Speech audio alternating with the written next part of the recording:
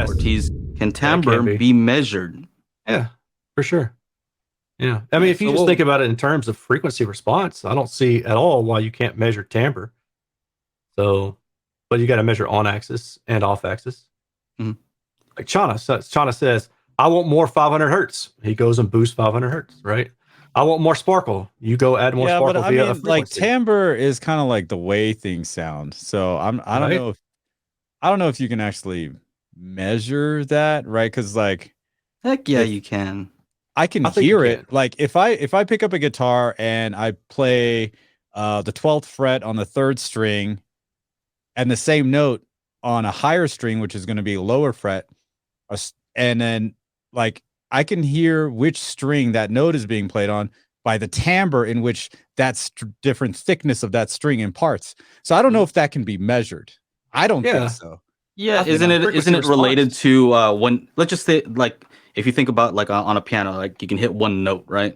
Mhm. Or you can play a chord, so it's playing different notes at the same exact time, 3 notes. right? Yeah, but Yeah, so I think about it kind of like that, where let's say if you play a note on an instrument, it's not just playing a single sine wave, like it's not a single note, it's that and a and combination of some other some ones, some and like that's what, harmonics and stuff like that. yeah, Yeah. the harmonics. That's what tells you, like, oh, that's a Right. That whatever defines that trumpet. instrument, right? Because instruments Yeah, all have their own different timbre Timbre. via Yeah. they play the same fundamental, but the harmonics are different, right? So Right. And then like even if you go from piano to piano, an upright piano had a different timbre than a grand piano or right. whatever, what have you.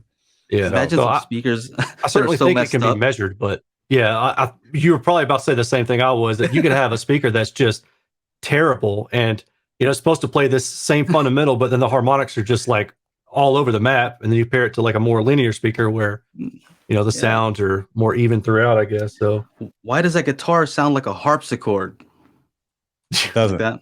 Like it just they sounds like a totally different they instrument. they threw it through an EQ. They made it Yeah, sound like a harpsichord.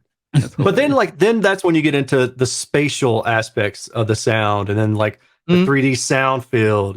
So I think, if you just push it all down to frequency response, yeah, you mean you could measure this instrument, how this instrument shows up on the microphone's response, like Mhm. in the DAW. Mhm. And but then, how does it show up out of the speaker? You're gonna Yeah. measure that. So Well, I I don't think know. you can tell somebody's voice whether it's in stereo or mono. Right? You can figure out who's Yeah, but who that's based not on. that's just imaging. That's not Yeah. timbre, No, no, I'm right? saying Yeah. I'm saying even with a mono speaker, you could tell a guitar from Oh, oh, a flute, I right? see what you're saying. Yeah. Playing the Yeah. same notes, playing the same song, you can tell I the think difference. if people took the time to like truly A B like a good speaker versus maybe one that's not good but they think is the greatest thing ever, then they would understand why things like frequency response and stuff are important, and how it relates. But I honestly think that a lot of people just don't have that experience. They don't have that luxury or whatever. So all they know is what they have. And they're like, oh, this is good because somebody else said it's good. Well, then maybe somebody else was wrong.